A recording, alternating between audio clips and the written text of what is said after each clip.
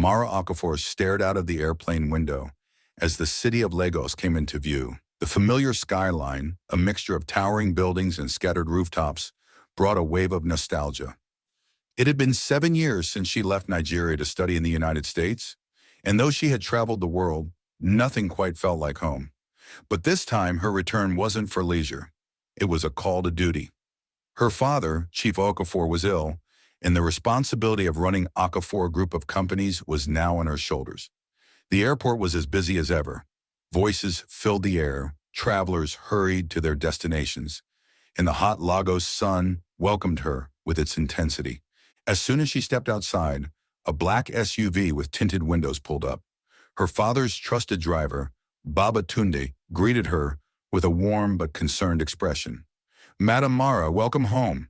Chief has been waiting for you," he said, opening the door for her. The drive home was silent. Mara's mind was clouded with thoughts. She had always known this day would come, but not this soon. Was she ready to take over the company? Would she be able to fill her father's shoes? The thought made her uneasy. The Okafor Group was not just a business. It was an empire, a legacy that had taken decades to build. And now, at just 24, she was expected to lead it. When they arrived at the family mansion in Ikoyi, she felt a lump in her throat as she saw her father. Chief Okafor, once a strong and commanding figure, now looked fragile, his skin pale, his once powerful voice reduced to a weak rasp. "You're finally home," he smiled faintly, reaching for her hand. Mara swallowed the emotions rising in her chest. "Yes, Daddy, and I promise. I'll take care of everything." But deep down she wondered, how? That night, Mara sat by the window of her bedroom, unable to sleep. The ceiling fan hummed softly, but her mind was racing. She had spent the entire evening talking with her father, listening to his concerns about the company.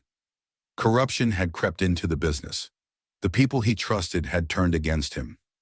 Executives were embezzling funds, managers were abusing their power, and the workers had become complacent. If she was going to take over, she needed to fix these issues first. But how? She thought about what her father had said. People pretend when they know power's watching. It struck a chord within her. If she walked into that office tomorrow as the CEO, everyone would be on their best behavior, hiding their true selves. She needed to see them as they truly were. Then an idea formed in her mind. What if she disguised herself as one of them? If she took a lowly position, no one would suspect her. She could observe everything firsthand, the corruption, the laziness, and most importantly, the people who still had integrity. She quickly grabbed a notebook and started making a plan. A cleaner. That was the perfect disguise. No one ever paid attention to cleaners. She could blend in easily and move around without raising suspicion. As the night stretched on, Mara detailed her plan. She would adopt a fake name, dress in old clothes, and apply as a cleaner at her father's company. For the next few weeks, she would watch and listen, uncovering the truth from the inside. By dawn, her decision was final. If she was going to save her father's legacy, she needed to step into the shadows before she could rise to power. Tomorrow, Mara Okafor would cease to exist. In her place, a nameless cleaner would walk into Okafor Group of companies. The following morning, Mara woke up early, her heart pounding with both excitement and nervousness. She had never worked a day in her life, at least not in a position as lowly as a cleaner. Growing up as the only child of a billionaire, she had never lifted a finger for chores. Yet today she would step into a world where she was invisible, overlooked, and disrespected. She dressed in an old, oversized Ankara gown, paired with worn-out slippers she found in the store. To complete the look, she tied a faded scarf around her head, ensuring that not a single strand of her silky black hair was visible. Staring at herself in the mirror, she barely recognized the woman in front of her. "This is perfect," she whispered. Mara took a deep breath and left the mansion before sunrise. She had already arranged with Mama Nkechi, an old family friend who owned a cleaning agency, to place her at Okafor Group of companies as a temporary cleaner. Of course, Mama Nkechi had no idea who she really was. Mara had used a fake name, Amaka Ibe, claiming to be a young woman in desperate need of work. By 7 a.m., she stood in front of the towering Okafor Group of companies building in Victoria Island. For the first time, she wasn't walking in as the daughter of the owner, she was just another worker, one among many. As she stepped inside, she was immediately shoved aside by a rushing employee. "Move out of the way, A-Bag," the woman hissed, barely sparing her a glance. Mara clenched her fists but said nothing. This was exactly why she was here. Mara was introduced to the supervisor of the cleaning staff, Madame Rose, a short, stocky woman with a sharp tongue and an even sharper glare. The moment she laid eyes on Mara, she wrinkled her nose in disapproval. "Are you a new girl?" Madame Rose asked, looking her up and down. "Yes, Ma," Mara replied humbly. Madame Rose scoffed. Make sure say you know how to clean. Do not hear claiming how beautiful you are. This isn't your father's house." Mara forced herself to nod, swallowing the irritation rising in her throat. Her first task, cleaning the executive offices. It was the perfect opportunity to observe the company's top officials without suspicion. Armed with a mop and a bucket, she made her way to the upper floors, where the real power of Okafor Group resided. The moment she entered the finance department, she saw firsthand how terrible the workplace culture was. Employees openly gossiped, while others scrolled through social media instead of working. The managers barked orders but barely lifted a finger themselves. "That old man, Chief Okafor, he won't last long," she overheard one of the senior accountants say. "I heard that his child will take over, but which woman can run a business? We are going to wreck this place." Mara gritted her teeth. So this was what they truly thought of her father? As she moved from office to office, she saw executives receiving bribes, workers forging signatures, and others wasting company resources. No one paid attention to the cleaner silently mopping the floors, except for one person. In the IT department, a young man named Chidi noticed her struggling with a heavy bucket and immediately came over. "You need help?" he asked with a kind smile. Mara was taken aback. No one had spoken to her with respect all day. "I'm fine, thank you," she said softly. Chidi nodded and went back to his work, his fingers flying across the keyboard. Unlike the others, he wasn't idling. He was focused, determined, different. Mara left the IT department with a small smile. Maybe there was still hope for the company after all. Mara had been working as a cleaner for just a few days, but what she had already uncovered was enough to make her stomach churn. Corruption was everywhere, embezzlement, laziness, and backstabbing had become a norm in her father's company. But today she was about to stumble upon one of the biggest scandals yet. She was scrubbing the marble floors of the executive conference hall when she heard two cleaners whispering in hushed voices near the window. At first she wasn't paying attention, but when she heard a familiar name, she slowed her movements, pretending to focus on her work. "Ah, have you heard the latest gist about manager Oki one cleaner?" A petite woman named Fumi whispered. The other cleaner, Bola, gasped. "Which one again? That man that cannot put himself together?" "Yes, oh, I hear that Madame Patricia from the finance department has bought a car for herself and his secretary." Mara's hands froze on the mop handle. She had heard of Oki, the company's general manager. He was one of the most powerful men in the company, second only to the board members. If the rumors were true, this was serious. Bola chuckled. "That I'm not really surprised. Patricia is male-centered. But what shocked me is that they traveled to Dubai together last week. Himself, the secretary, and Patricia." Mara nearly dropped her mop. "Dubai? On whose money?" "Ah, my sister," Fumi sighed dramatically. "Which money do you think?" "The company's money, of course. Madame Patricia approved fake transactions, then she would send money to a private account. Then she would now transfer it to her own accounts. Take it and squander with Mr. Oki and that secretary." Mara's blood boiled. The finance department was already struggling, and now the manager and a high-ranking accountant were stealing money to fund their love affairs. How deep did the corruption run? She clenched her fists, struggling to keep her composure. If she reacted too quickly, she could blow her cover. She needed more proof. Just then, Fumi added another shocking detail. "They say the last company project suffered because of them. Instead of using the budget for staff salaries and maintenance, they carried the money and bought luxury cars and travel tickets." Bola gasped. "So was that why salaries delayed last month?" "Yes, many junior staff complained, But who will speak up? Anybody that speaks up talk will be fired. Mara felt her stomach twist. Her father had been worried about the company's finances, but now she understood why. His trusted general manager and finance head were stealing under his nose. She quickly finished her work and left the room, her heart pounding. This was bigger than she had imagined. If she was going to save Okafor Group, she needed a strategy, and most importantly, she needed Chidi's help. Mara had barely processed the shocking discovery about the general manager and the finance head when she decided to take a short break. She was on her way to the janitor's closet when she heard a familiar voice coming from the office kitchen. The door was slightly ajar, and she peered in, surprised to see Chidi, the diligent IT specialist, leaning against the counter, his face twisted in frustration as he spoke into his phone. She hesitated for a moment, then stepped closer, pretending to wipe the counters while secretly listening to his words. "My brother, this place is a disaster," Chidi sighed, rubbing his forehead. "Lazy people everywhere, managers who don't do anything but take credit for work they didn't do, and worst of all, corruption from the top."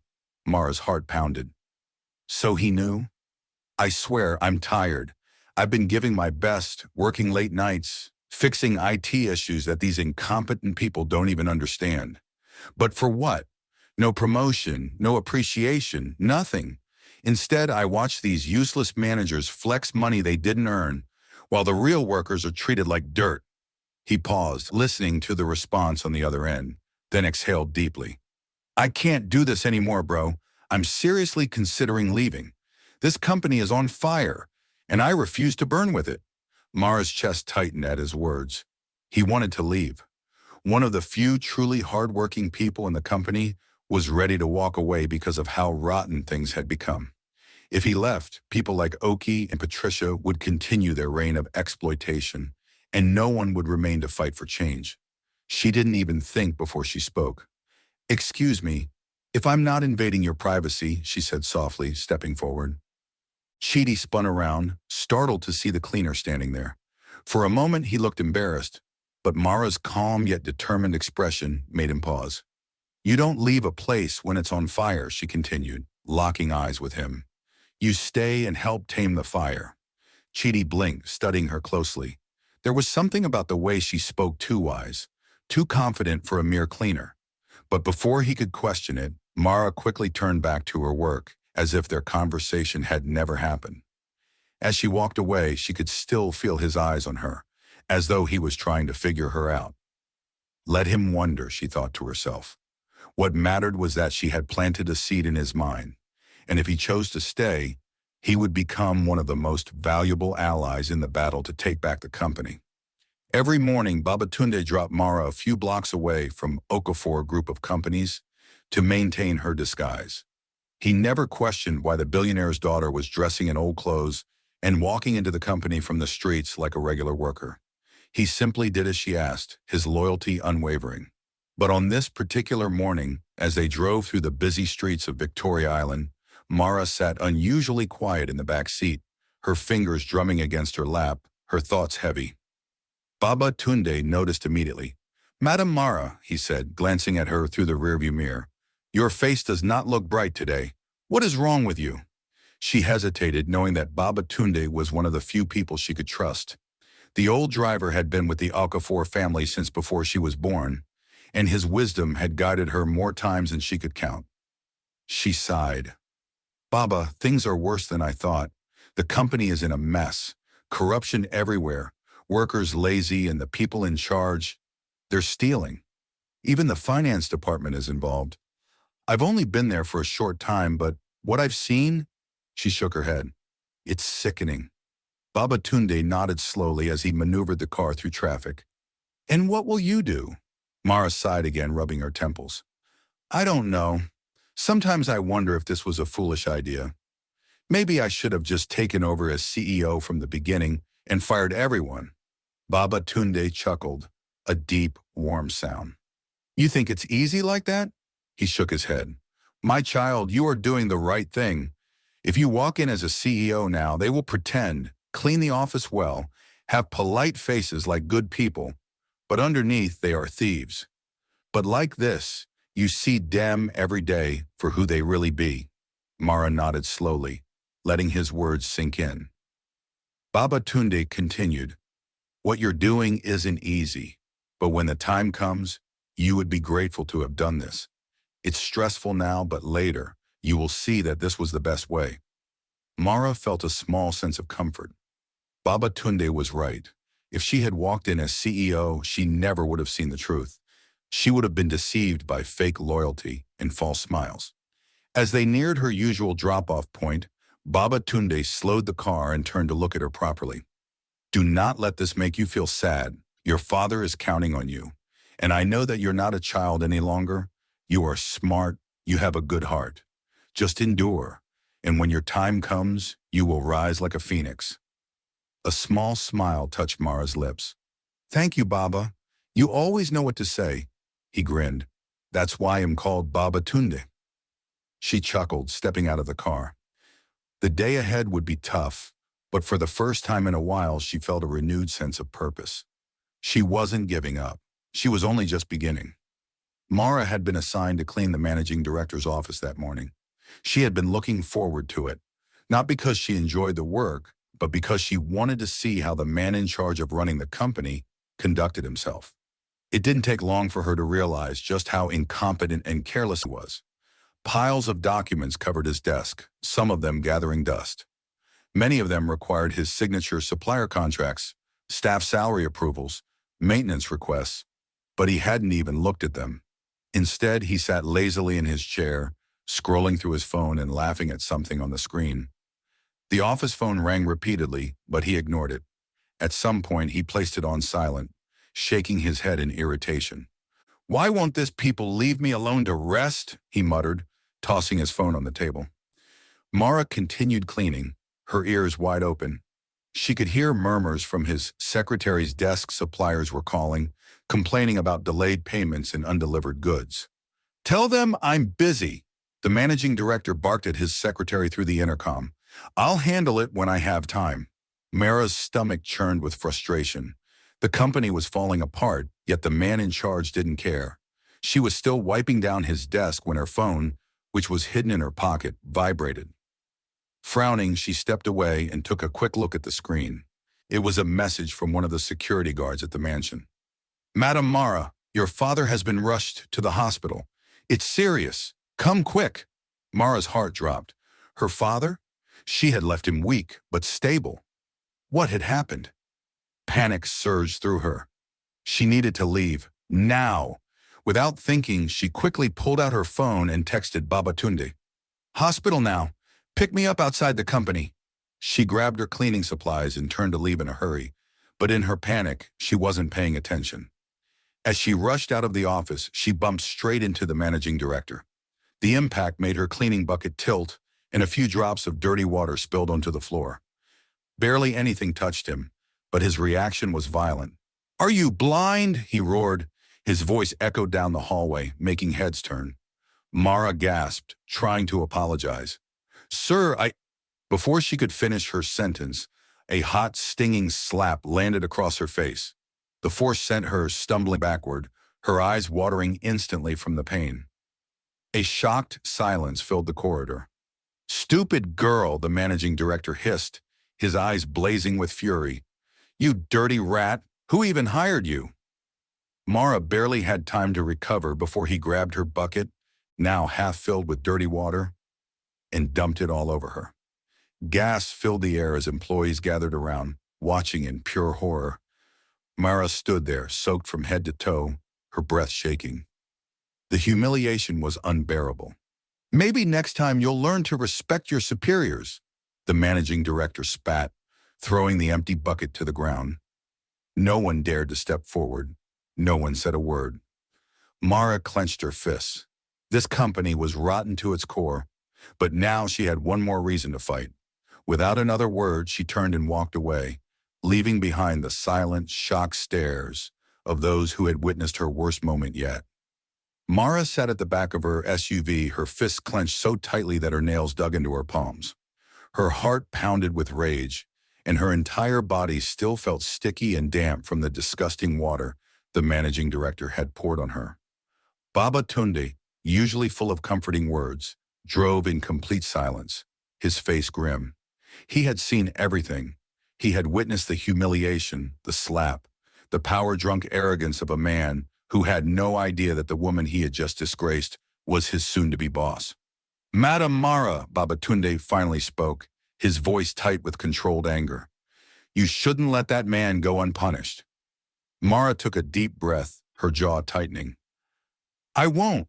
The car pulled up in front of St. Nicholas Hospital, and within seconds, she was walking through the cool, sterile hallways, her mind still fuming with thoughts of revenge, justice, and restoration. When she got to her father's hospital room, she stopped outside the door, inhaling deeply. She couldn't let her anger show in front of him. Not now. She peeked inside and saw him sleeping peacefully, an IV drip attached to his arm. The doctors had insisted on strict bed rest to keep his stress levels down. She wouldn't burden him with this. Just as she was about to turn away, she heard a sharp gasp. Mara! What happened to you? Her mother, Peggy Okafor, had just stepped into the hallway. She was dressed in her usual elegant caftan, her perfectly wrapped gel sitting proudly on her head. But her sharp, no-nonsense eyes immediately narrowed at the sight of her daughter's ruined clothes, her damp scarf, and most importantly, the faint red mark on her cheek. Who did this to you? She demanded, her voice cold and dangerous. Mara sighed, running a hand over her face. Mommy, it's a long story. Then start talking. They both moved to the waiting area where Mara sat down and recounted everything. From the corruption she had uncovered to the gossip about the stolen company funds, to the managing director's disgusting behavior earlier that morning. By the time she finished, her mother's chest was rising and falling in pure anger. That man slapped you? Poured dirty water on you? Peggy hissed, gripping her handbag so tightly her knuckles turned white. Do these fools know whose daughter you are? Mara exhaled slowly. No, and that's exactly why I'm doing this, Mummy, because they're showing me their true faces. The moment they know who I am, they'll start pretending. I need to see them as they really are. And trust me, I have seen enough. Her mother inhaled deeply, trying to calm herself.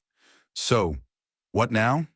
Mara looked ahead, her eyes sharp, her mind clearer than ever. Now, she said slowly, I start executing my plans. Peggy studied her daughter for a moment, and then a slow smile of pride crossed her lips. Your father built an empire, she said, but you will be the one to cleanse it. Mara nodded. And it starts now. That night, Mara sat in her home office, her laptop glowing in the dimly lit room.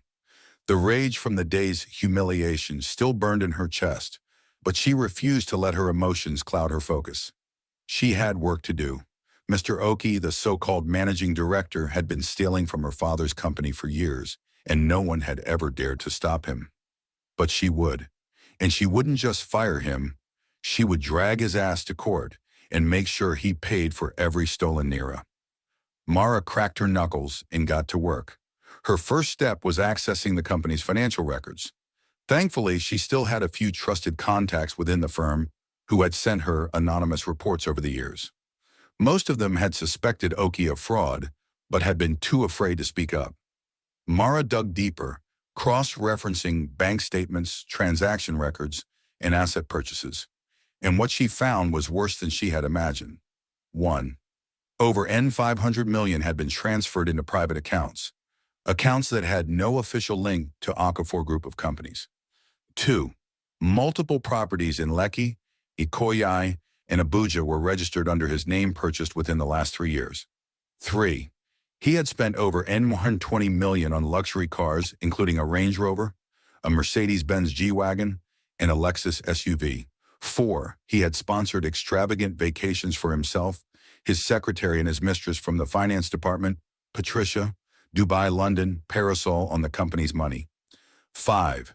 He had even used company funds to buy expensive jewelry, designer handbags, and apartments for multiple girlfriends.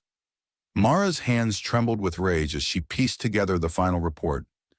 This wasn't just corruption. This was criminal embezzlement. She wasn't going to confront him directly. No, that would be too easy. Oki didn't deserve an easy exit.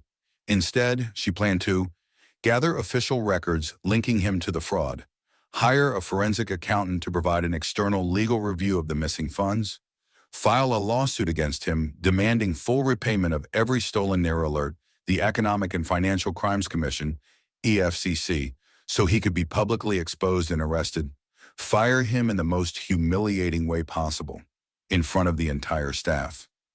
Mara leaned back in her chair, a slow, determined smile forming on her lips.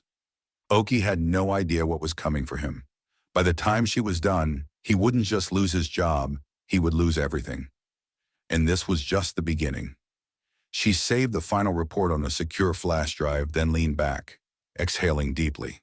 Tomorrow, she would take her first step in destroying the empire of corruption that had been built inside Okafor group of companies.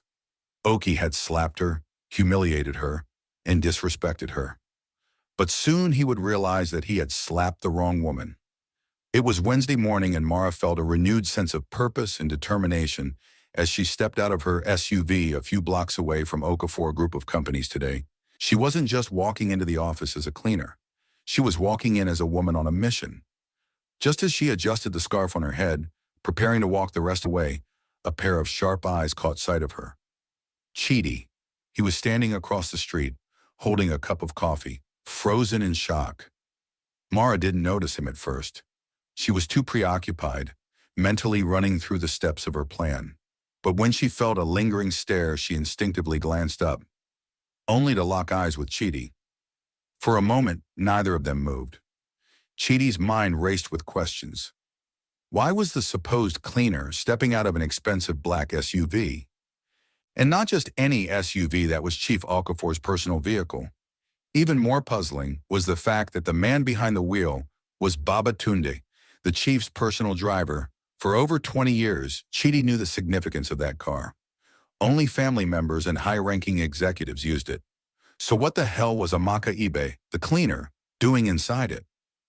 Mara noticed the confusion in his eyes and instantly knew she had been caught in a very tricky situation. She forced a small smile and kept walking toward the building, hoping that he would let it go. But deep down, she knew better. Chidi was too smart to ignore what he had just seen. As she passed him, he took a deliberate step forward. "Excuse me," he said, his voice calm but firm. "Can I ask you something?" Mara paused, turning slowly to face him. "Yes?" Chidi studied her carefully, his eyes scanning her from head to toe. He had always felt that something was off about her. She spoke too well for a cleaner. The way she carried herself, the way she articulated her words, her confidence. It all felt too polished, too refined. He had noticed it from the first time they spoke.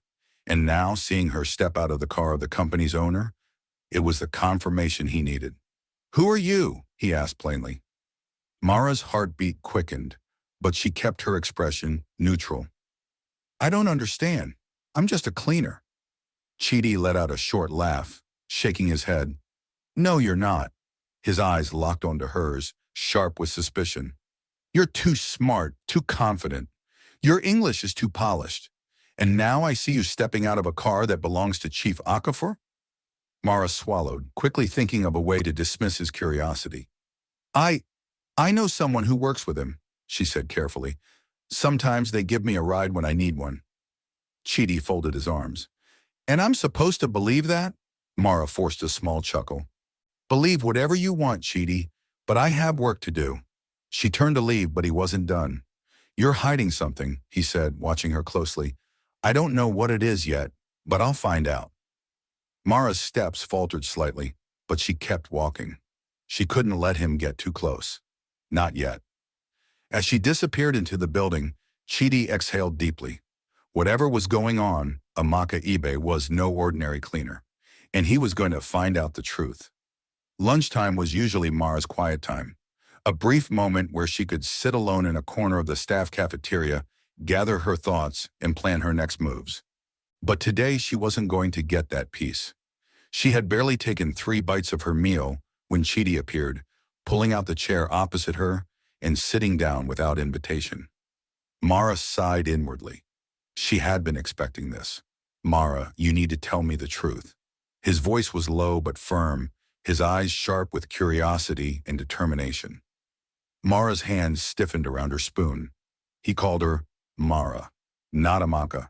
She looked up, meeting his gaze, but said nothing. I know you're not who you say you are, he continued. I've known for a while, but this morning just confirmed it, and I don't believe in coincidences. He leaned in slightly, lowering his voice. You're not a cleaner. You're someone important. And if you really care about this company, then you should trust me. Mara stared at him for a long moment, her mind racing. She wasn't ready to reveal everything yet, but at the same time, she knew that if she was going to take down Oki and the corrupt officials, she needed someone on the inside, someone smart, someone trustworthy, and Chidi was her best option. She placed her spoon down, wiped her hands with a napkin, and sat up straight. Fine, she said quietly. I'll tell you everything, but you have to promise me one thing. You keep this between us, not a word to anyone. Chidi nodded instantly. I swear. Mara took a deep breath. This was it. My real name is Mara Okafor, she said, watching his expression closely. I am Chief Okafor's daughter, and I am supposed to take over this company. Chidi's eyes widened slightly, but he said nothing. He just sat there processing what he had just heard. Mara continued. My father has been sick for a while, and the company is falling apart because of corrupt leaders like Oki and Patricia. I needed to see everything firsthand to know who was truly working and who was stealing. That's why I disguised myself as a cleaner, to observe, to investigate, and now, to take action.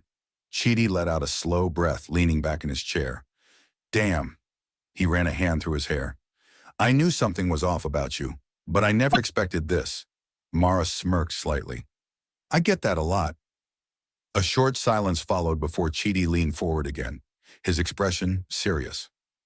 So what now? What's the plan? Mara studied him for a moment. She had taken a risk telling him the truth, but something in her gut told her she had made the right choice.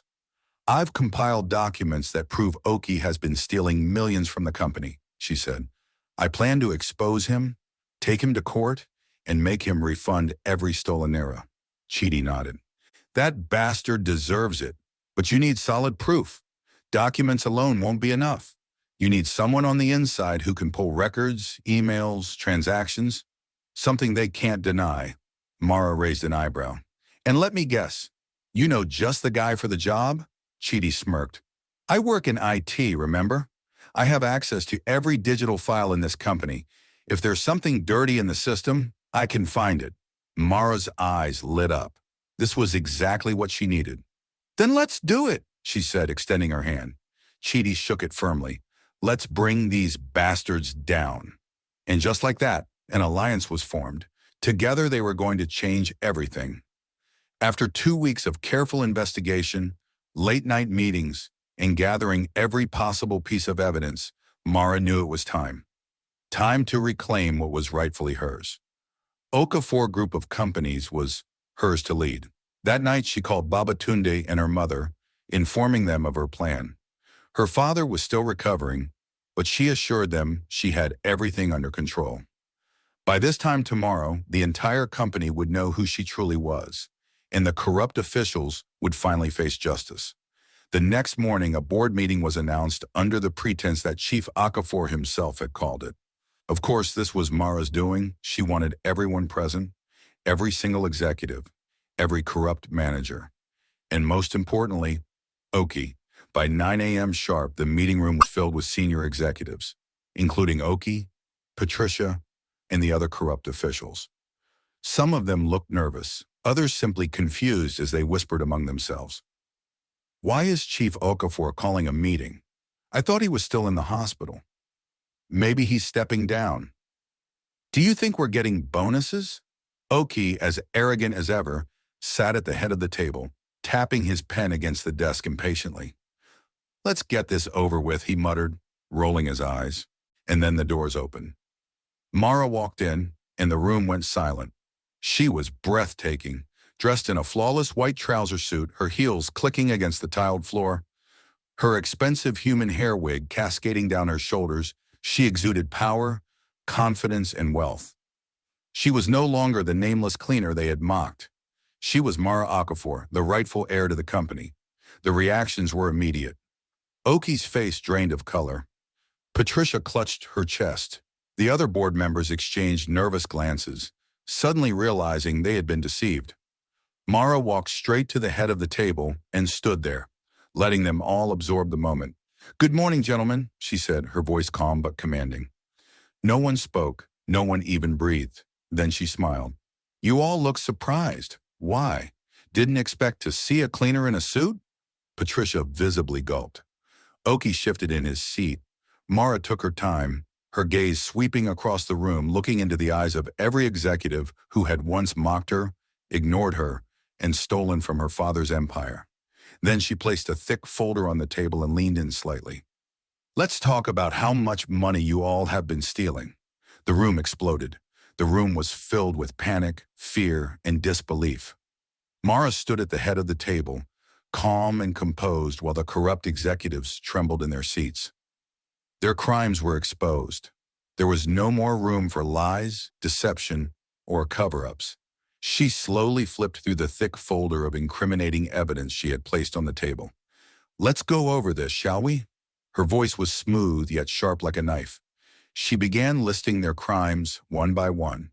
Oki stole over 500 million laundered money through fake accounts and funded his lavish lifestyle, exotic trips, and multiple women with company funds. Patricia manipulated the financial reports to make the company seem like it was in debt while she funneled funds into personal offshore accounts. Several managers approved fake supplier contracts, rerouted company profits into private businesses, and lived like kings while the company suffered. As she spoke, sweat dripped from Oki's forehead. His arrogance was gone. Patricia looked pale, gripping the edge of the table. Mara leaned forward, her eyes flashing. "Every single Nara you have stolen will be refunded." A murmur spread through the room. Oki gripped the table. "You can't do this." Mara raised a perfectly manicured hand, silencing him. "Not only that," she continued, "but your accounts are being frozen as we speak. All the houses, properties, and cars you bought with stolen funds, they will now belong to the company." "This is madness," Patricia finally screamed, her voice desperate. Mara smiled. "No, this is justice." Just then, the doors burst open. A group of men in dark suits entered the boardroom, their presence commanding authority. The EFCC, Economic and Financial Crimes Commission, officials had arrived, just as Mara had planned. The room descended into chaos. "Mr. Oki, you're under arrest for embezzlement, fraud, and money laundering." "Sir, please stand up," another officer said, handcuffing Patricia. "You have the right to remain silent." Some of the fraudulent managers tried to run, but they were immediately stopped. Employees outside the boardroom gathered to watch as the same powerful executives, who once controlled everything, were now being dragged away in disgrace. Mara stood unshaken, watching as justice was served. As the corrupt officials were let out, only the honest employees remained, those who had truly worked hard, those who had been overlooked and mistreated. People like Chidi. Mara turned back to the room, her expression now softer, but still authoritative. "This company has suffered under the hands of greedy men for too long," she said. "That ends today."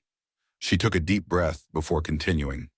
"From now on, Okafor Group will run on honesty, integrity, and hard work. Those of you who have remained loyal and diligent, you will be rewarded. I will personally ensure that your salaries are increased and your efforts are recognized." A wave of relief swept through the room. Employees who had been afraid for years now saw hope. Then Mara turned to Chidi, who had been silent the entire time, still processing everything that had happened. She smiled at him. "And in that spirit," she said, looking straight into his eyes, "I am appointing Chidi as the new managing director of Okafor Group." Gas filled the room. Chidi's eyes widened in shock. "Me?" "Yes, you," Mara said firmly. "You're the only one who saw what was wrong and still chose to do what was right. You worked hard even when no one was watching, and you helped me save this company." Chidi stared at her, his heart pounding.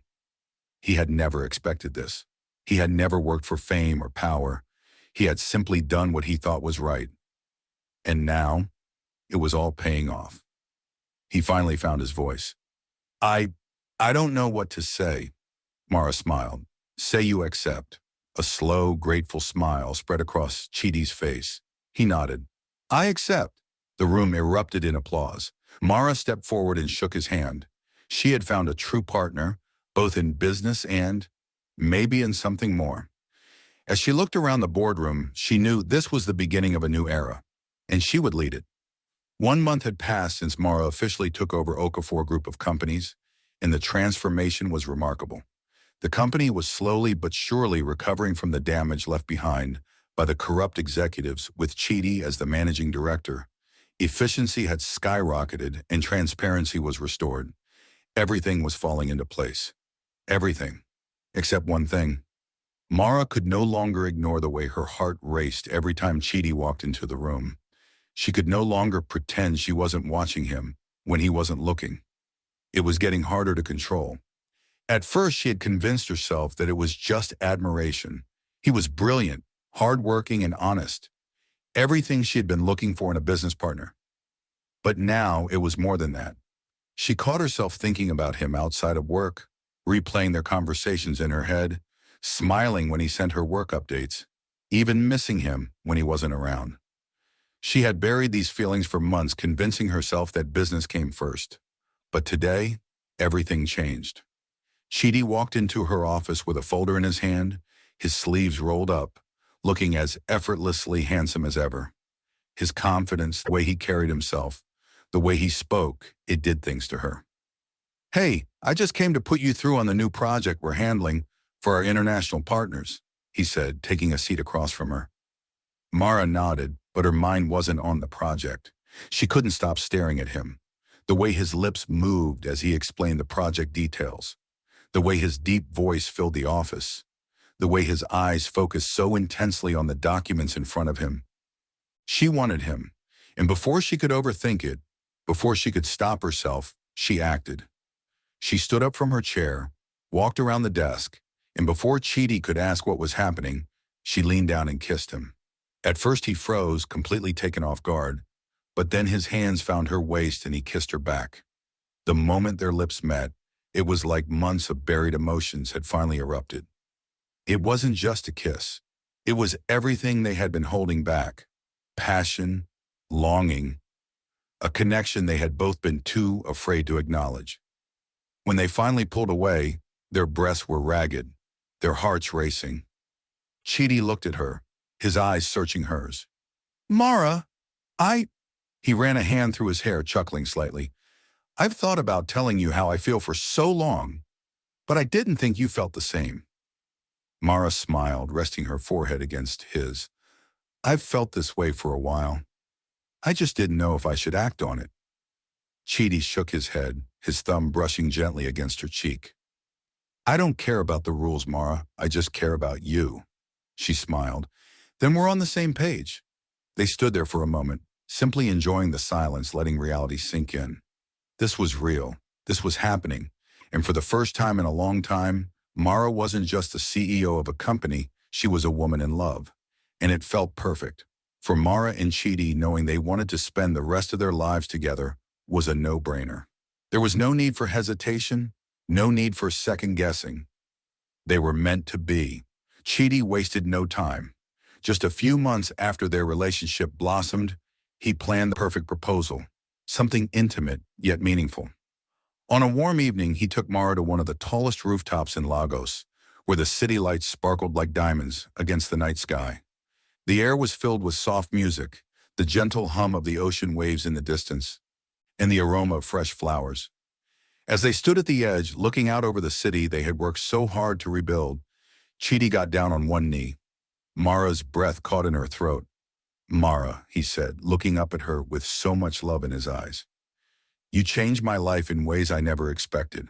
You trusted me, you made me believe in myself, and you showed me that love and ambition can exist side by side. I don't want to spend another day without you. He opened a small velvet box, revealing the most stunning diamond ring. Will you marry me? Tears welled in Mara's eyes. She didn't even let him wait for a second longer. Yes, she gasped, pulling him up and into her arms. The night was filled with cheers, laughter, and the promise of forever. Mara and Chidi's wedding was nothing short of luxurious. A grand affair, a celebration of love and success.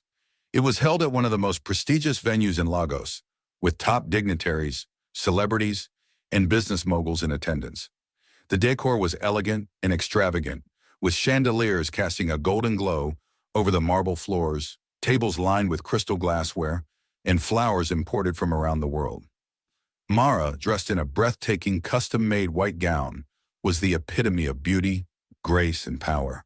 And Chidi, her rock, her love, her partner in life and business, stood tall and proud, looking like the perfect groom in his tailored designer tuxedo. But the happiest man in the room? Chief Okafor. After months of recovery, he was now strong and healthy, standing tall, as he watched his daughter walk down the aisle. As he took Mara's hand and led her to Chidi, tears of pride glistened in his eyes.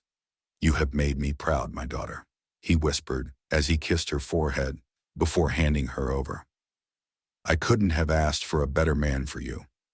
Chidi and Mara exchanged vows, their voices filled with love and certainty. And when the priest pronounced them husband and wife, the entire hall erupted in joy. Chief Okafor danced with pure happiness, his laughter echoing across the grand ballroom. His daughter had found love, built a legacy, and secured the future of the empire he had worked so hard for. She had not only restored Okafor Group of companies, she had taken it to greater heights. As the years passed, Mara and Chidi ran the company together, expanding its reach across Africa and beyond. They introduced modern innovations, built ethical business structures, and created thousands of jobs, making Okafor Group one of the most powerful companies in the world. But most importantly, they were happy. They built a home together, a family, a legacy. Through challenges, through victories, through the ever-changing world of business, they stood side by side, partners in life, love, and success. And as Mara watched her father play with his grandchildren in the garden one evening, Chidi's hand in hers, she knew one thing for certain: she had won. She had won in business. She had won in love, and she had won in life. The end.